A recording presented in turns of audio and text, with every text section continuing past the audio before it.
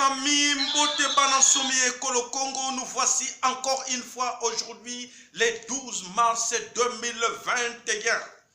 Où est-il soi-disant le président des ignorants?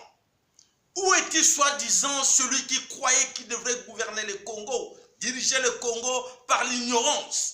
Mes chers amis, Banansomi et Kolo Congo, bandeko nyonso ba mesela ko na biso na kati ya TV lolaka nguluzi kimbangu losako ombo kabino to bandi na losako ya sorote ba mingi ba mituni boni papa sala za komona na te ya solo papa sala wa bino azali na bino po ete tolobela ke bino tout le temps ke tokozala kate ko betela ka bino kaka ba information eza musala na biso temeto ya kawana au secours parce que na kati ya bato ba yekola bakota ba kelasi ya kozala ba journaliste ba zala oyo ba benga ka ba traite ka ba kolabo ba bebi si musala wana oyo koko la musala population ba bebi si musala wana oyo koko zala ke eyebisa ba mama ba tata o baza koyeba teke bazali na kati na occupation mboka ese na kati na mobuli Mama Congo azali na mobulu. Mama Congo oyo mabele ya Mama Congo azali ko melisa bapaya. Mabela Mama Congo bapaya bazali ko mela bapaya bazali ko benda ngona makasi. Bapaya bazali ko violer Mama Congo biso to telemi nzinga nzinga. Ngai na yo to telemi nzinga ngaya batote. Bino la plupart entre vous bo telemi nzinga nzinga boza ko tala mama na bino Mama Congo baza ko violer. Mama na bino Mama Congo mabele na ye kauki. Bazo ko melango na bapaya. E bino boza ko lela. Ah biso mabele. Mama pesa biso mama le me. Mabele ngo bana boya ko mela. Me bapaya bat baza ko melango. Yo na ngai toza na kati ya distraction. Na ko yeba te na bobungi. Po ete tozali ko yeba te toza banani. Tozali ko yeba te biso ba be na Congo toza banani. Banana nzambe. Lelo to komi kolanda oyo nyonso banguno bazali ko dominer biso ko tia biso na kati na mobulu biso mo tole ko sepela nango. Ah oui, Mike Ama. Ah oui, les ambassadeurs. Ah oui, les ONG. Ah oui, la MONUSCO. Bandeko bobungi ninyo bana mama bakufi nzala bana Mama Congo. Bana Mama Congo baza kolela mikolo nyonso nzala baza kokufa na nzala me mabele mama na bango azawana mabele na ye atie même soutien te bapaya balingi même kotie soutien te baza kobenda mabele bazali kobenda na nko bazali kobenda bandeko o balinga koyeba dans société baza kopie richesse nyonso ya mabele kolo Congo ba véhicule ba conteneur ezali kobima butu na moi.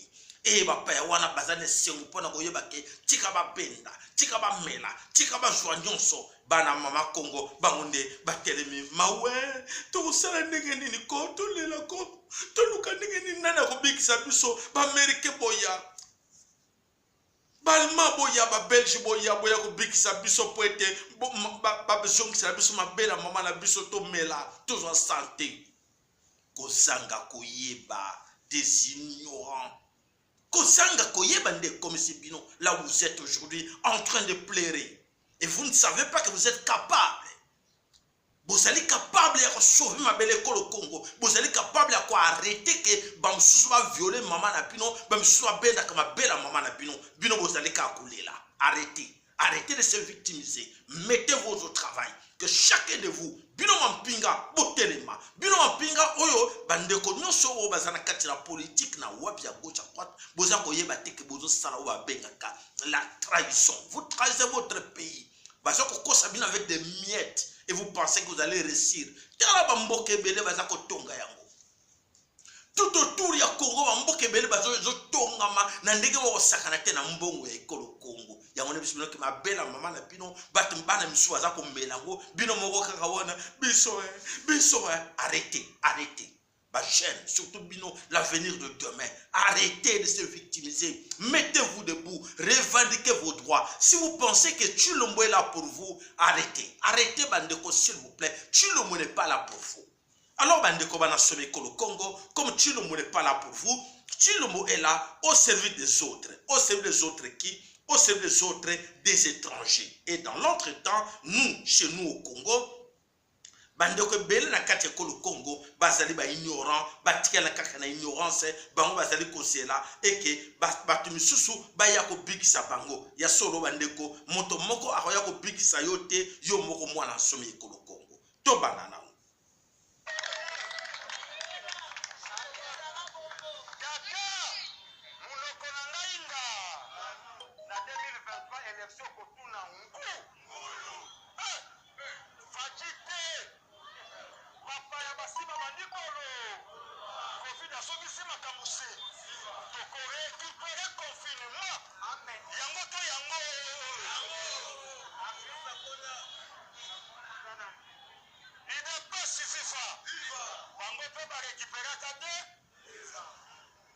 cela va l'équipe se peut tokoler bango ba récupérer qui muibi biso mukili mubimba ba yebi que uti nako nanu pesili. Voilà bandeko bana nsome kolo Congo, là vous avez compris. Natango bazako lobango, c'est pas pour rien que vous vivez au bazako benga ba confinement, vous vivez ce qu'on dit là bazako benga bino couvre-feu. Babylon qu'on a tout bazako salango ils allaient bien organisé. Alors nakake pe ekolo Congo mangwele balubi pe mangwele ekomi pembeni tika tokotsa mangwele na mabele ekolo Congo. Bandeko bana nsome ekolo Congo ya sole ke tango toyaka kobeta mbela na kanisi mingi na kati na biso bayeba kateke elelo mabele ekolo Congo biso moko toko sauver yango. Bandeko Congo mabele bankoko batikela biso mabele comme Congo lelo tolobisi bino di chaque le 12 mars Mombu ezali kokende mikolo ezali kokende yesolo bandeko nazanga mokote nazali na papa mafolo toko zala papa mafolo toko tuna oyo eleki mokolo ya poso moko mobimba bomoni bisote bolimbi siba oyo bamoni bisote po ete musala elekaki epele tobisaki bino ke tozali ba journaliste te toyaka wana pona ke to sauver Congo bandeko toyaka pona ko sauver Congo toyaka kosala journalisme te tozala misala ya minene ya makasi oyo ezali kozela biso yango esengeli to bana kosala soki bomoni toyete bolimbisi boyebaka ke botalaka bemission oyo esi eleka nyonso si toloba nyonso ngai na papa mafolo na bamama Congo si toloba na chaîne bolanda kaka bolanda ka chaîne misato totiela bino otobelelaka TV lolaka mvuluski mbangu na kati ya YouTube ezali mibale TV loka mvuluski mbangu na TV lolaka kimbangu Congo obosante na Odyssée TV kimbangu tobisaka bino de vous abonner et de suivre nos émissions. En tout cas, moi, vous allez décider même émission où il est cas inane. Beaucoup de kaka oh, et ça d'actualité. Oui, et ça d'actualité et vous allez kaka d'actualité. Yango wana na kanesi RDC babengaka bino peuple hospitalier. Peuple hospitalier, balobaka tout le temps pacifiquement nous allons résoudre cela. Pacifiquement tokokenda ba marche. Pacifiquement ba marche biloko to esalaba na mabele ko Congo elobela bino nini bana mama elobela bino lokote moto moko azwa eloko azate bayela bino ba démocratie ya lokuta bande ko toujours rappeler bino oyo bakolo baké toujours rappeler bino.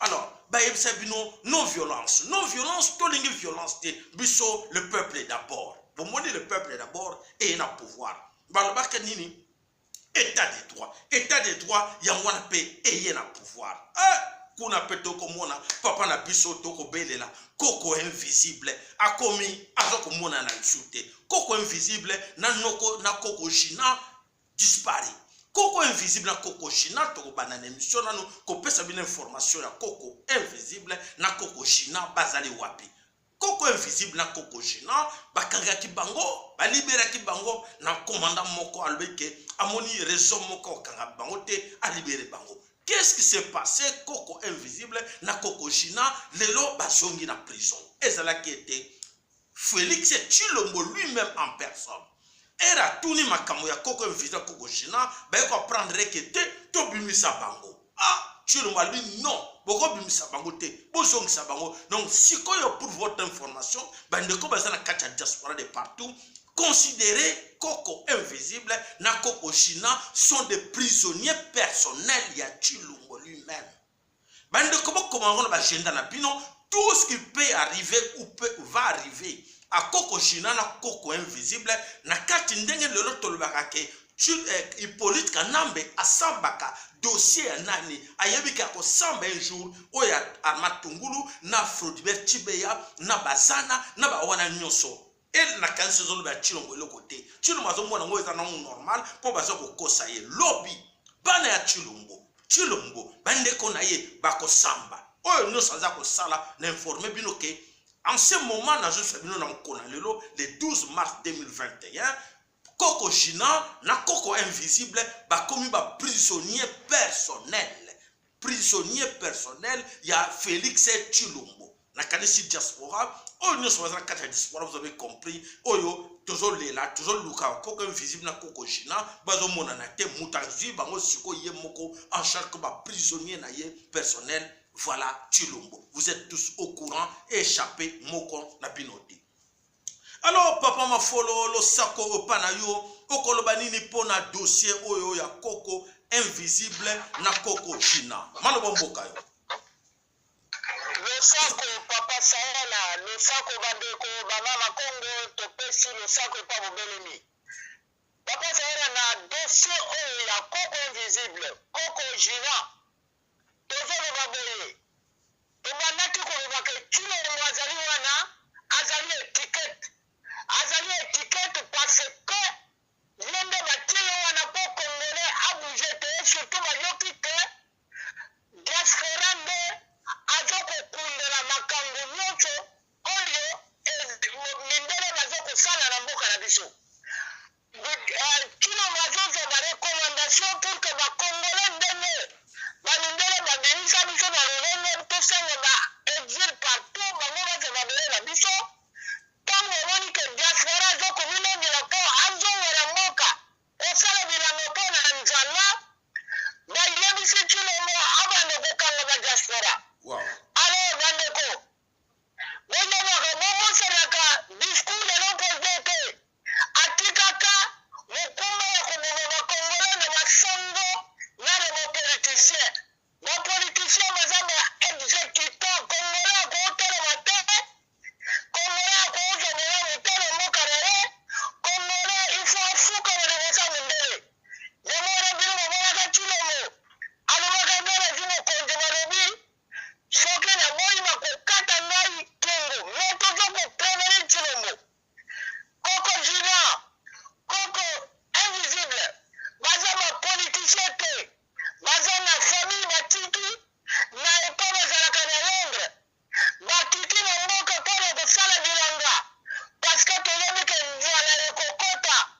melio Chilombo mokolo okangi bango yebaka malamu soki Koko Invisible Koko Gina bobimisi bango te baeglise nyonso banda baeglise catholique ezotongana etokorespecte ata chose moko ya ambassade moko te parce que bitumba oyo tozosala contre mondele na discours na ye repose Chilombo lokula aza étiquette ayebi eloko te amoma bakongole mpona mindele me Chilombo toyebisi yo omata okita soki bakoko wana mibale obimisi bango te na mikolo tozoloba isi maintenant yebaka bien ke yo koumela mokonzi santa te mobutu abetaka te oseseseko ekweyaka ye na butu yo Chilombo tozoyebisa yo diaspora na bandeko nyonso baza na kati ya mabele ya Chikongo totelemi contre yo oza na pouvoir ata moko te nakia lokula étiquette yiba mbongo ndenge ozoyiba bona bakongole neyebaka bleke natina bakongole ekotunda yo tina miso efamille na yo na mwasi na yo soki nyakero oyo akomi kosala bafondation mbongo soki azwi wapi antuka Chilombo bimisila biso Koko Gina Koko Invisible babima baza na mikoma baza na bafamille baza bapoliticien te bakitaki mpo na misala toza kosala bilanga mpona yango tosengi bandeko nyonso bisika bozali bozala na kati ya mabele ya Chikongo bozala na diaspora bozobaka Chilombo azali cible sikoyo nyonso tokosala ye efo ye esalama ayebaka bleke babele wana eza ye te mokonzi azwi biso te topesi ye aza moyibi azali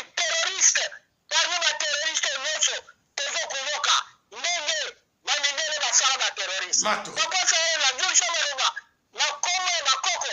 Pona makambo tali koko invisible. Na koko jina. Mane pona yo. Matondo papa ma follow tozali ko continuer papa ma follow azana biso wana tokoyeba nini tozali ko sala lelo toza koloba bande ko bana some kolo Congo na kanisi boyo kete ba oyo bazalaki wana na kati ya seni batelemi bo bazaki na kati ya seni ba ye lisusu balobi ke tango na bango ekoki oyo ba ye po ete bakosa peuple Congo.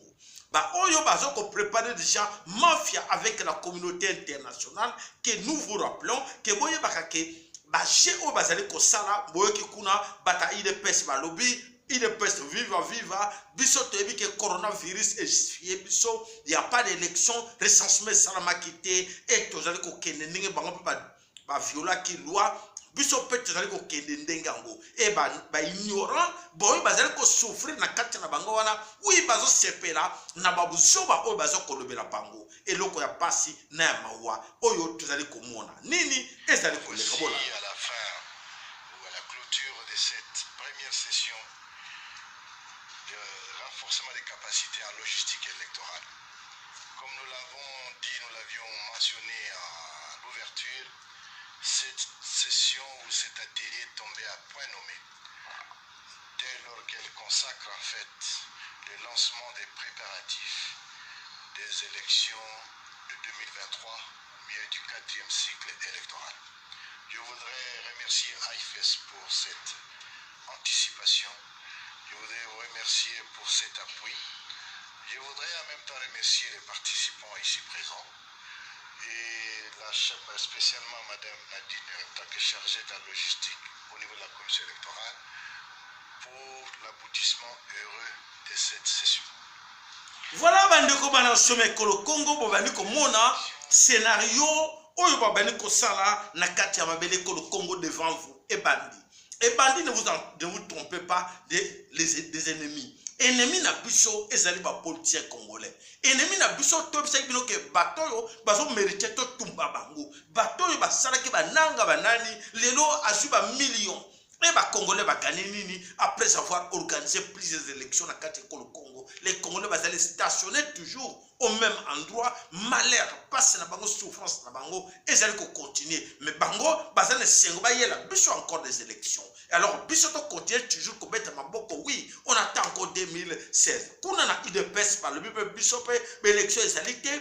Toujours c'est le recensement pour des recensements wana toko sala vote na carte oyo na carte d'électeur oyo Hippolyte Kanambe atike la kibiso mais yango de mutu evanti ba on a pouvoir donc bazo ko se contredire sans le savoir et biso bato mayele bino bato mayele il faut ko accepter ba bêtise aboy et les kaliboso na bino je ne pense pas il est temps na kanisi bina Congo toujours senga na bino ba mafia oyo nyonso oyo international ça c'est la mafia internationale d'organiser des élections pour légitimer le système. Bango pour la bango, il faut pas organiser quelque chose comme ça. Moukile y va quand même que l'élection quand même salamaki. Voilà to kosi bango toujours continuer. Qu'est-ce que nous gagnons? Bisona yo, bino ba mama, obo mesana mi kolonioso na ba pasi wana. Bo gagner nini pendant l'élection nyonso oyo salama et le côté. Alors tokolbake ya solo to boy.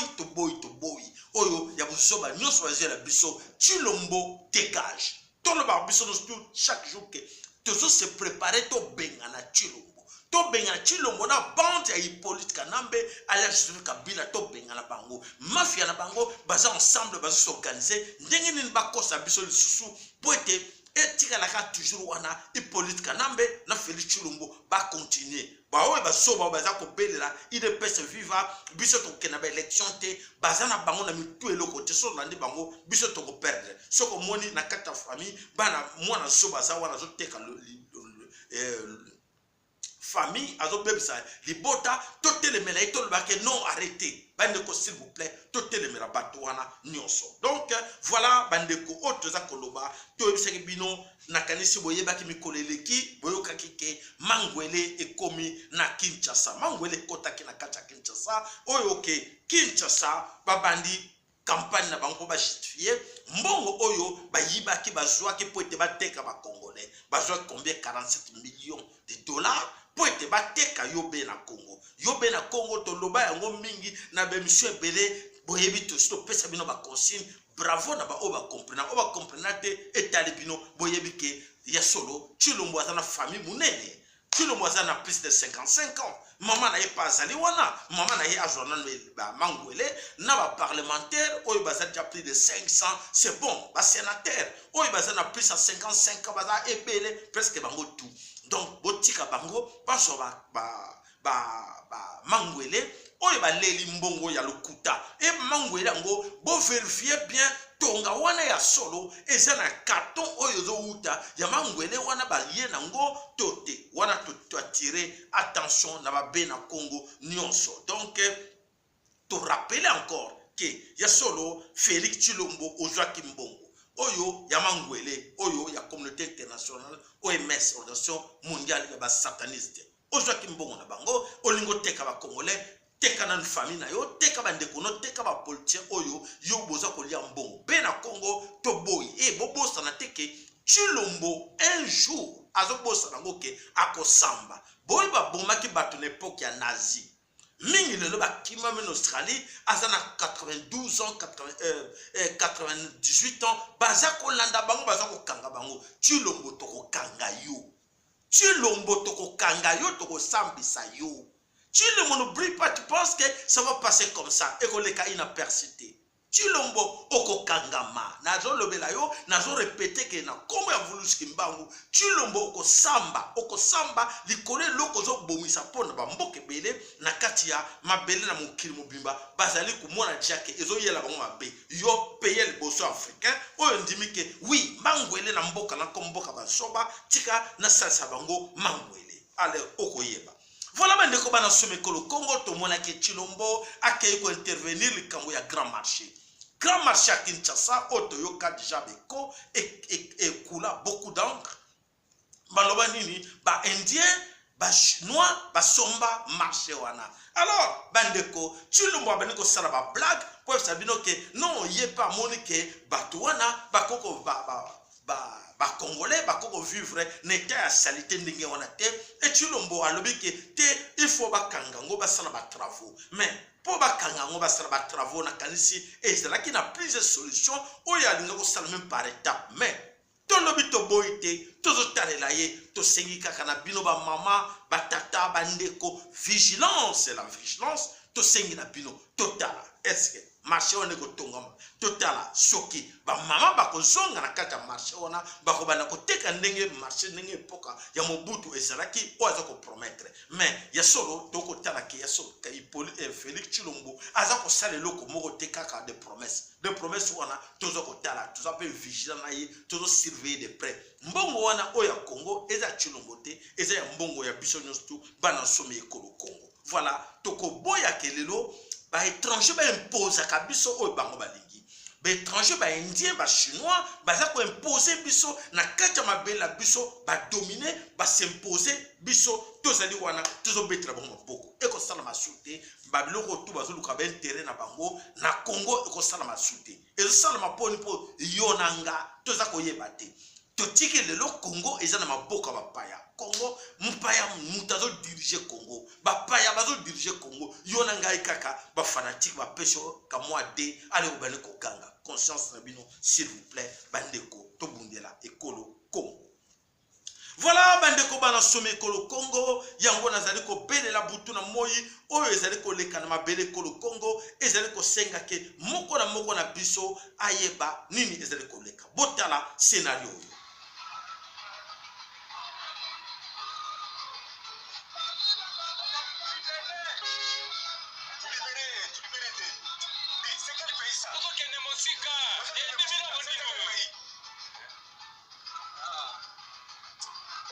C'est au Congo, il y a ça.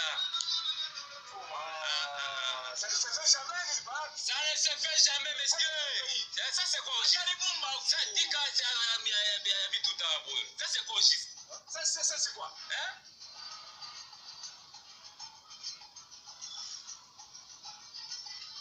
Ça, c'est quoi juste?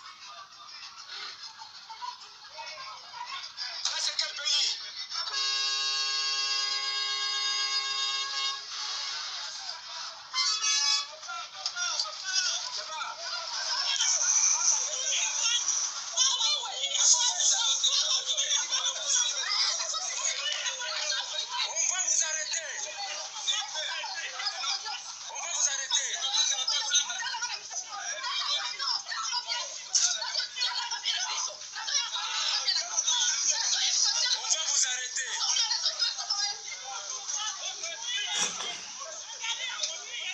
Voilà le pays dirigé par Chilombo, bozo komona ba scénario oyo ezali multiplié partout na mabele ko le Congo, des scénarios pareils. Oyo ezali komona pasi ba Congolais bazali ko souffrir, baza ko yeba teke nyonso wana parce que le pays est mal dirigé. Le pays d'ailleurs n'est pas dirigé qui bo konzi ezana balabala. Bolanda sous scénario mususu. Ote se bino bota.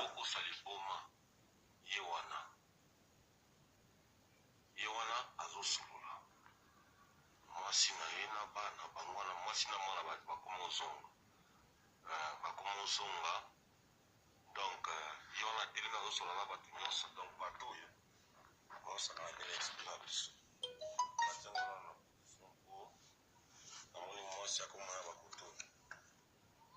Donc,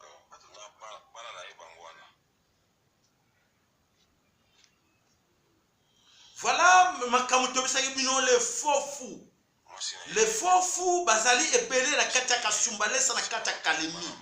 O wana bazali na kati na kote ya Otoko Benga ferme espoir oyo ya Hippolyte Kanambe. Hippolyte Kanambe continue toujours à diriger le Congo dans la mafia. Acheba forma batama boma ebele. Est-ce que tu le vois au courant de ça? Oui, il est au courant, mais il ne paie rien parce qu'il n'a pas de pouvoir.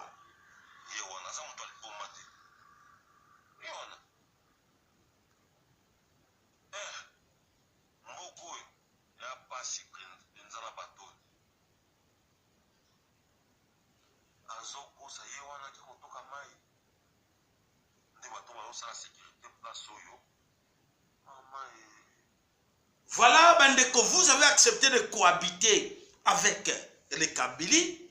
Voilà, subissez les conséquences. Mingi, nakati na bino, baeba ki teke, bazo koyeba teke, Kabila na Félix, bazo travaillent ensemble. Félix ne peut rien faire à cause toucher et loko moko ya Kabila te. Kati Kabila aza toujours moko sinaye et Kabila azali ko continuer toujours ko continuer na ba scénario oyo Chilombo ayebi yango bien que Kabila aza mo continuer. Alors biso to ko sala ndenge ni biso be na Congo na ko mona ke solo ke Chilombo ne contrôle rien. Chilombo sa wana toujours ayebi ke Kabila ke ko somba ba armement à gauche à droite. Kabila se permet à bimba ko armement wana ya ko memango na kata Kalemi. Kabila azo ko sala nyonso se permettre à tout. Bande ko ba gangaki o Kabila ba kangiye o Kabila ke ya kimi ake na Dubai ya kimi. Kabila est toujours là. Bande ko bozo lobanini. Il ne peut se vivre bozo lobanini.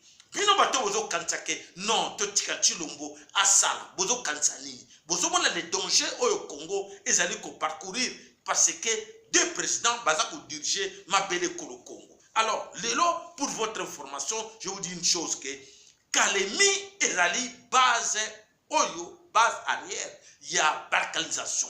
Le plan de la balkanisation du Congo ezali na maboko ya Kalemi. Kalemi mutu azako ko sala tout ko sala ba ko diriger l'opération tout ya balkanisation ya kati ko le Congo ils ont passé par là. Zoé est là, Ayeli Bino 5 chantiers modernité, Ayeli Bino à Bongsa République à Tanganyika devant vous. Ça se passe devant vous. Un gouverneur de la ville, y a une direction, azana armée na ye, azana aéroport na ye, azana ba avion na ye, gouverneur donc un pays dans un pays. Bino batama yele. Bino ba sénateur, bino ba parlementaire, bogangaki, o biso ba Kabili to bengani bango libanda, e bongo Kalemi eza wapi. Tanganyika eza na mboka nini? Eza na Congo te, po bobisa biso nini? Bongo ba nini? Katanga oyo, Kalemi oyo, eza dirigé par Zoé Kabila. Eza na wapi? Na Congo to na Congo te. Et comment? Oyo zo salama na kata Kalemi, na ba pays, ba province zo salama te. Bozo mona ngote ke vraiment, boza pena ba isoba. Ba ignorant bazoba ya komona ke o nyonso eza ko lekana mabele ko le Congo na miso na bino. Voilà, eza ko continue. Alors toko kota na dossier ya Mike Ama Issa oyo États-Unis d'Amérique na kati ko le Congo. Mike Ama, le président du Congo, on peut l'appeler comme ça, acceptez-le. Oui. parce que c'est Mike Ama qui dirige le Congo. Parce que ma décision, ils ont pas à Mike Ama. Alors, le président du Congo, Mike Ama, appelle à une coopération à une coopération à grande échelle pour mettre fin aux terroristes nakati ya Est ya Congo. Ou tout un article to kamwe. Ah bon? C'est Mike Ama. Awa sengi na coopération ya ba pays nyonso na grande échelle ba sangana pour te ba mettre fin na ba terroriste ya ADF. Oh, et puis ba lobby de l'autre côté ADF va classer bango parmi les terroristes oyo ya mokili. Donc ba tie bango na liste noire ya ba terroristes ya mokili. Ah, et bon rapport mamping. Vraiment ceux bata mayele bazana kati kolo Congo. Ba yaki na mangungu awa tribunal international RDC Congo pour arrêter les crimes qui se passent au Congo. Eke wapi. Rapport mamping ba zongi saka on kola mesa. Eke wapi. Hippolyte Kanambe azawana en toute liberté azakotamza nsomba ba arme atiena ba bateau ba komi a cher na oni ezo leka na miso na bino bakangete pona nini azo circuler. Alors ba ndeko s'il vous plaît toyo kana malamu po ete biso ne batoza koyebate. Qui sont ces terroristes au Congo? Qui sont ces terroristes au Congo? La question. Et ces terroristes sont commandités par qui ou financés par qui? Alors, les premiers terroristes na kati ya école Congo sont les soldats onusiens. Les soldats onusiens, ce sont les premiers terroristes en RDC Congo. Oyo tena comme mona bango, baza wana ba soldats oni qui engagent, qui vont aller recruter. To le bela bino plusieurs fois. Les ADF, le faux ADF, na kati ya camp de réfugiés, bazo yango avec la logistique ya MONUSCO. Tout le monde que MONUSCO est dirigé par Mike Ama, dirigé par les Allemands, dirigé par les Français. Et le lot, tous les qui sont des terroristes, ils comprendre que les terroristes sont des soldats de la MONUSCO. Et tout le monde que les soldats MONUSCO sont classés dans la liste noire des terroristes. Suivons mes chers amis, on peut se trouver en liste de bidon. Tu vois la vérité que vous comprendre. Baza classé de l'eau rang, il y a des terroristes. Donc, c'est-à-dire qu'on demande à la communauté, soi-disant internationale, d'arrêter les soldats de la MONUSCO parce qu'ils sont là visibles, ce sont des terroristes.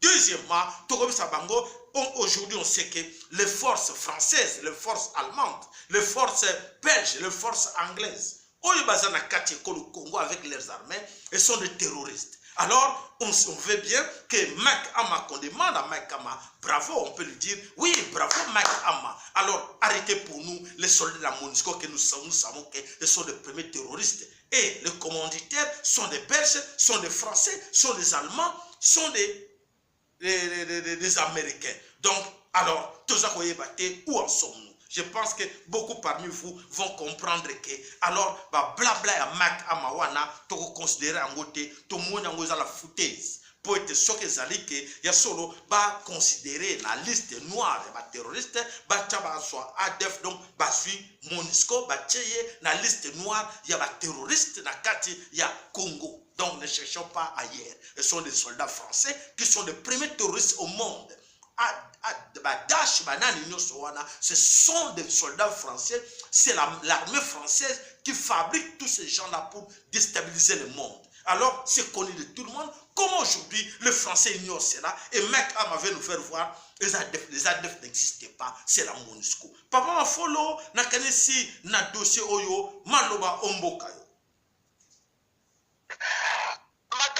Papa Sayala, d'abord d'emblée, mais ce qui Mike Ama, ayaka comme ambassadeur, n'a reçu le gouvernement il y a Donald Trump.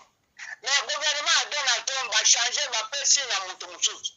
Il est censé que je madame en tant qu'ambassadeur il y a Donald Trump, il fallait le nommer Azala, la boca, la banque, c'est que ma belle aux États-Unis ou quoi. Vraiment. Mais maintenant que le gouvernement a changé, c'est-à-dire il reste là-bas, on ne va plus changer un autre ambassadeur ou comment, parce que c'est censé qu'il y a eu des élections aux États-Unis, il y a un parti qui a gagné les élections qui est censé, il y a un gouvernement qui n'a pas poste diplomatique.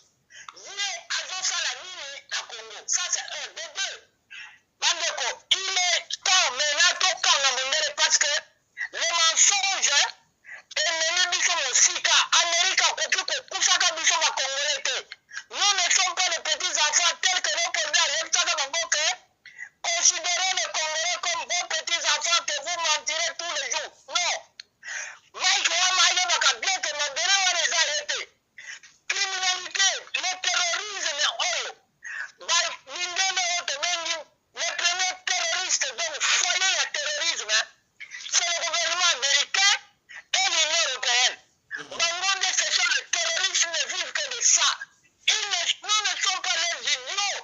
Ils sont plus idiots que nous au Congo. Ils doivent se mentir eux-mêmes. Bangonde, kula batia Chilombo pour que Chilombo a facilité Bango officiellement que bazokota. Biso toza na Chilombo te na américain. Biso toza na Bango te. Alors, maintenant, on apprend qu'on vient de nommer un Congolais soi-disant. On ne sait pas encore si c'est un Tutsi, parce que ce sont des Tutsis. On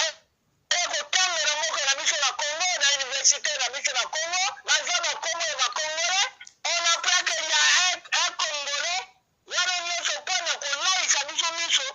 qui s'appelle Antoine Kisia Milwa.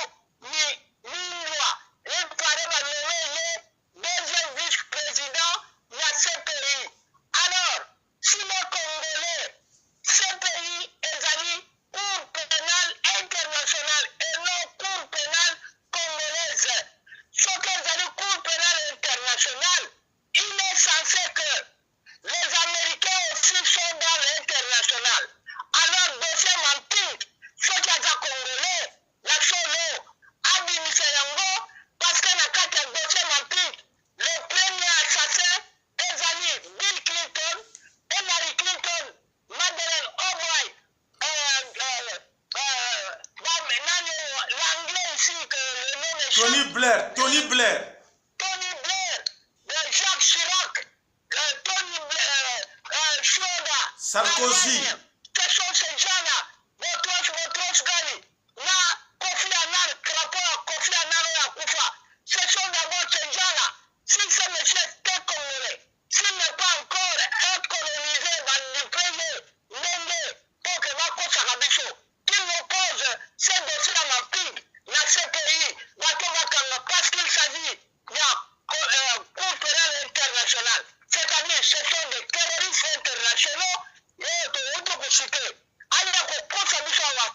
autrement, c'est un terroriste, c'est un Tutsi. On ne vient pas nous dire ici.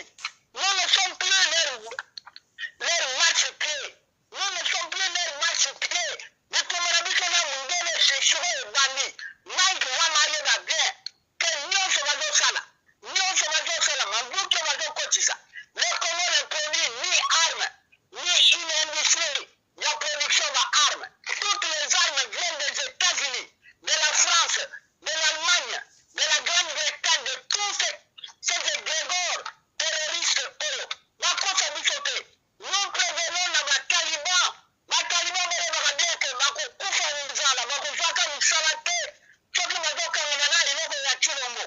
ils peuvent chanter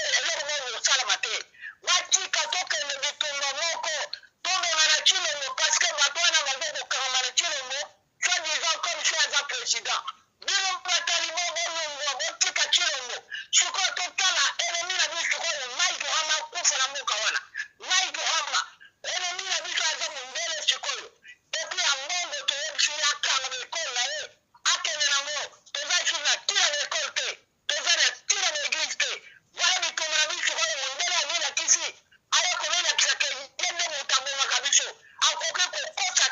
On n'a pas besoin ni de la démocratie, ni de la conseil de même l'ambassade à cette époque ici.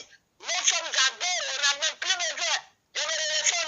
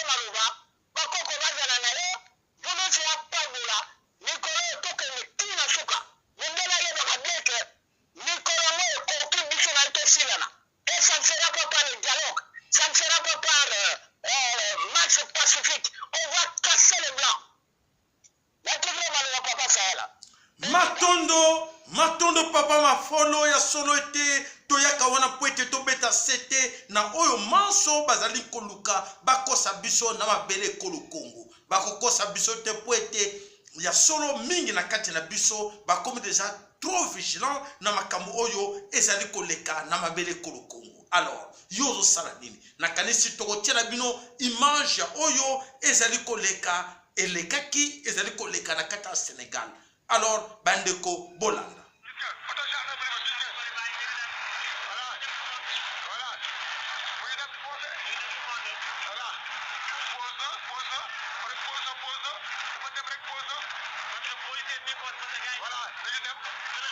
voilà bandeko, la jeunesse sénégalaise s'est réveillée, la jeunesse sénégalaise ont tout brûlé, la jeunesse sénégalaise a brûlé. Oyo toko belela au champ total ba société ba bien nyonso oyo ya ba français na kati ya Sénégal. Alors là vous voyez là na kati ya Sénégal, vraiment Sénégal ni koleka ezalaki ya koyinda na kati ya Sénégal. Et loko ezali koyinda kuna te ba jeune ba telemi face à la police, faux police ekimi la jeunesse sénégalaise. Alors bandeko eleki na kata Sénégal et alors nakanisi voyez bien que c'est le seul pays du monde qui va libérer l'Afrique. Le pays qui va libérer l'Afrique, c'est le Congo. La jeunesse congolaise, c'est à vous maintenant de savoir nini boko sala po ete to libérer ma belle ya Africa oyo toko benga Congo comme gâchette oyo eko libérer ma belle ya Africa. Bandeko bana somi kolo Congo bana mama oyo bena Congo to leko belela bolanda ngana bokebi nyonso na yesikoyo na lobby information na sali nyonso bandeko na eko conscientiser bino na eko benda moko na bino matoy ko bana de la jeunesse parce que la jeunesse oyo lelo bazali sacrifié. La jeunesse plus de 5-6 générations sacrifiées, inconscient. La jeunesse aujourd'hui inconscient pour n'anini parce que effectivement et c'est là que système d'éducation oyo ba détruisait que pour que la jeunesse, les jeunes, les adultes va comme ba inconscient parce qu'ils n'ont pas l'éducation à base. Alors toyaka kozonga la bino muke bana mama botala nanu ennemi na biso azali nani ennemi ya Congo ya mvuluzi kimbangu Congo ya mama kipa vita Congo ya nzambe ya mpungu tolendo nzapanza komba Congo mongali vidi mukulu Mungu baba Mungu wa milele nzambi kaungu kalunga Congo wana oyo lelo na kanti batebele ba yebaka puissance na kote kolo Congo te mais ba randa ba comme ça biso so ba ignorant que to yebate ennemi na biso azali nani ennemi na biso azo faire partie na kati ya 3C on a répété rabino tout le temps l'ennemi est là du temps. C'est facile pour l'ennemi, pour l'ennemi, azana katia 3C. C'est liboso comme civilisation, oyo ezali na katia solution, tout le monde a l'état, oyo occupation ezali na katia ko le Congo, to bengi bango c'est liboso. C'est liboso. C'est mibale christianisme. Otra komona na katia wana, benemi na biso mibale, bazana katia c'est ya mibale. Oto benga na katia 3 piliers, pilier moko civilisation, l'état. Puis l'État comme occupation, ou pour l'État, na biso ezali occupant. C'est ami balé, pilier ami balé, na répété la cabine pote, et fongona, moko na bino mayele. C'est ami balé, ezala kanini, christianisme. Oyo, ba église nyonso, eza église moko, pas qu'on a bangwaza moko. Bandeko koloba te so bolobi okimambula ne bale o tena zaki na catholique na longo na koma na ngana missioni na koma na ngana protestante na koma na ngana musulman na koma na ngabo lokuta nyonso zali mutu moko a dirigé l'église nyonso au monde pour comprendre la religion l'opium du peuple c'est ami bale c'est ami satou comme commerce les multinationales là-dedans la MONUSCO est là-dedans. Là-dedans, il y a ce qu'on appelle les société, ils ont créé les société, comme ça, bourrique. Pour te voir, il y a l'importance de l'école des pharmaciens, nani, bangotu, sala tout que, boulia kabino comme un bé, boumela kamaya mabe, envoûta kabino, créer balier morobo, ils ont envoûté bino ma belle école convoyé binoté, bana mama bolanda. bana mama tokobandana nani la jeunesse tokobandana nani ba chef coutumier tokobandana nani ba c'est ba chef coutumier baza batu ya valeur dans un pays. Les notables, les chefs coutumiers, les sages dans le village, baza batu ya valeur. Regardez, observons tout autour de nous, là où ba commissaire bino ba chef coutumier, ba chef de village, ba notable.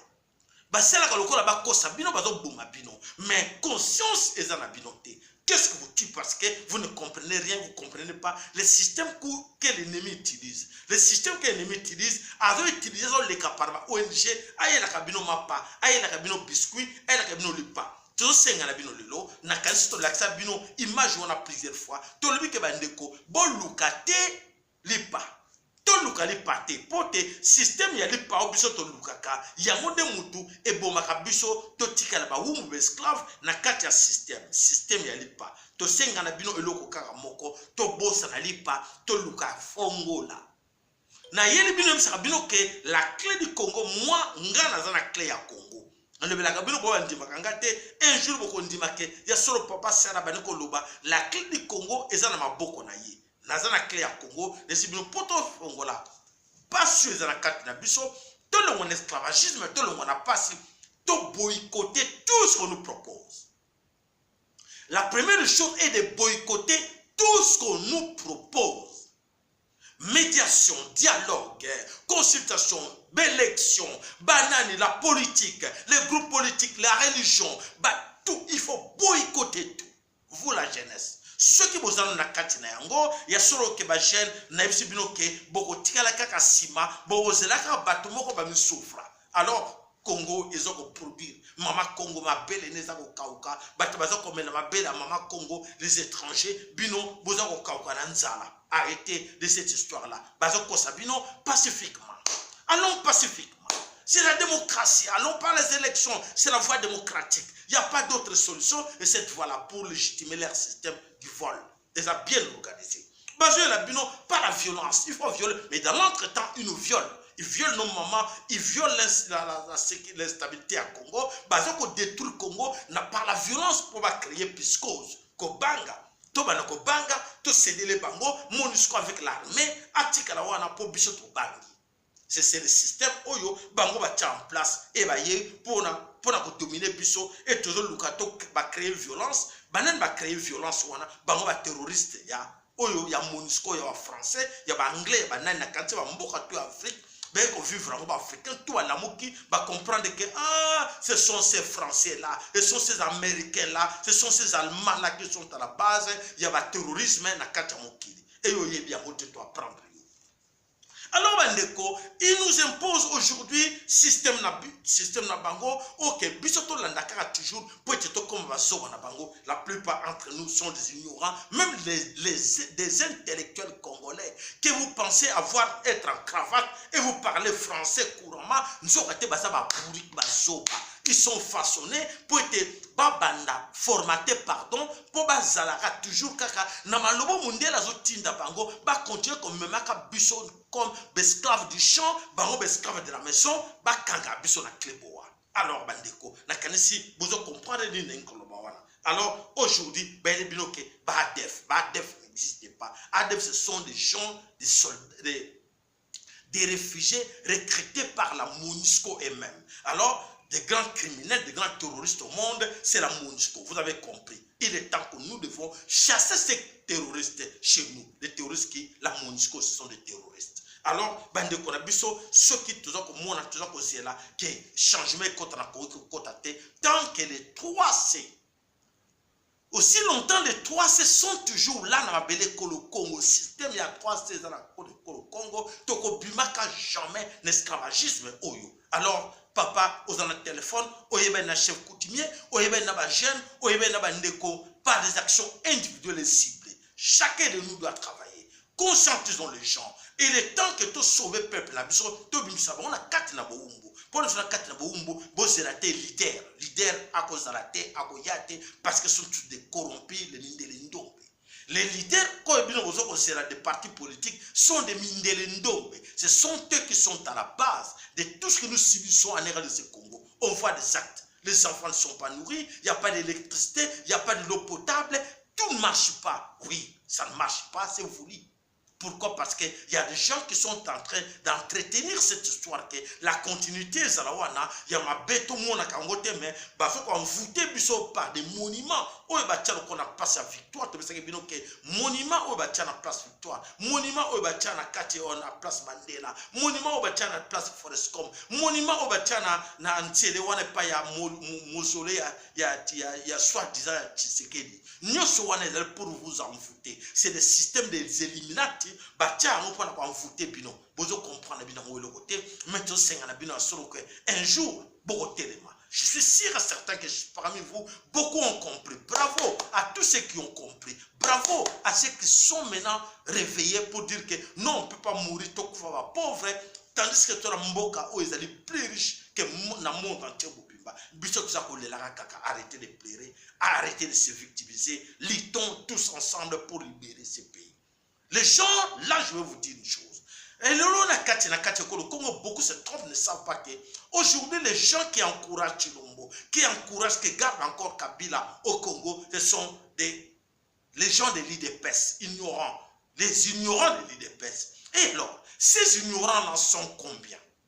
Vous allez surpris.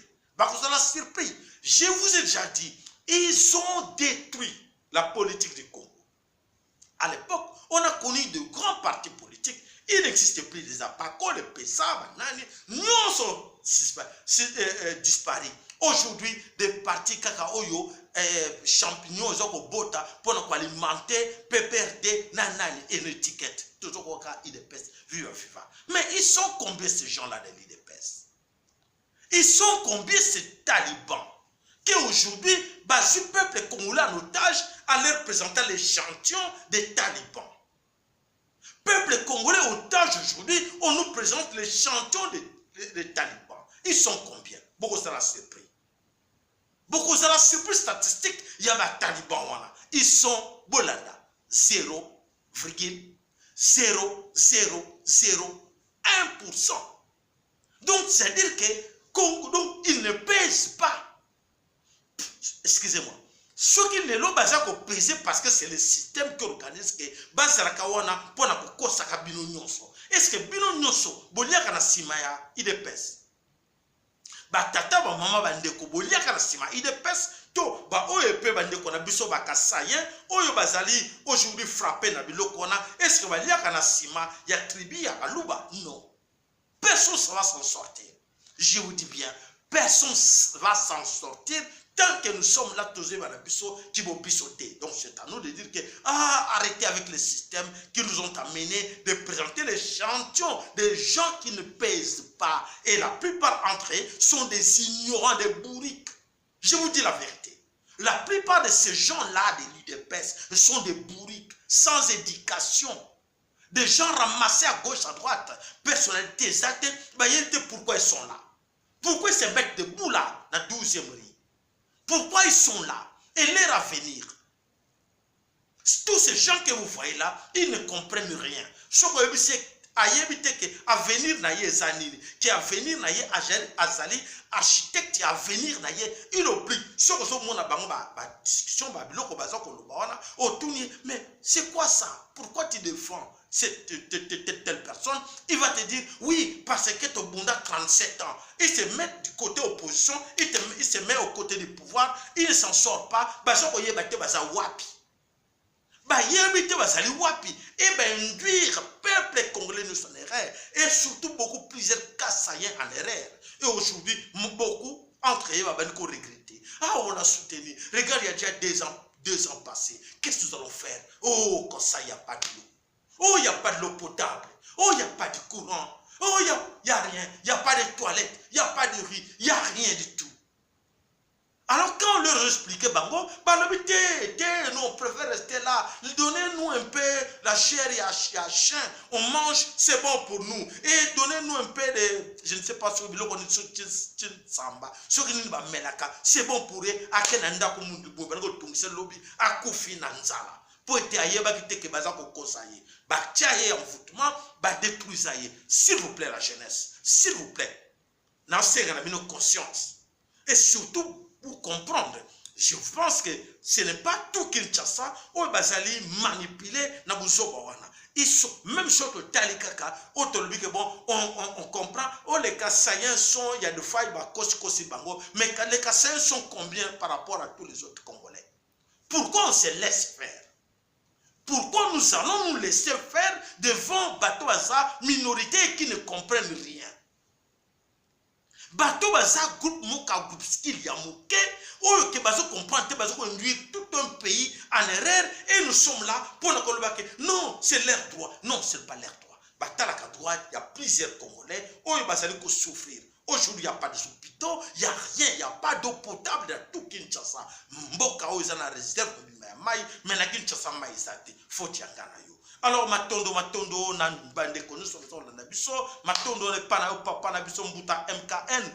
Les grands sponsors matondo na ba mama nyoso mama tété mama armée nation du peuple Congo na ba congolais nyoso o mesena kolanda biso to bo sanité ndeko na biso mpangi Michael Osako pana yo papa Juma aussi Tano esika yo zali lo sako pa na bino nyoso ba mama Vero ba mama Meje na bo sanité bino te ba mama Dinkela to bo sanité bino te ba ndeko nyoso to bo sanité mama na biso mama Jolie ma Mungala papa na biso ndongala esiko zali en tout cas le soko epai na bino epai na yo pe mama na biso Betty na papa venant esika yo zali to pesi le sako na bo nyonso conscience na bango bani ko zonga pona ko yeba ke ekolo babundela kango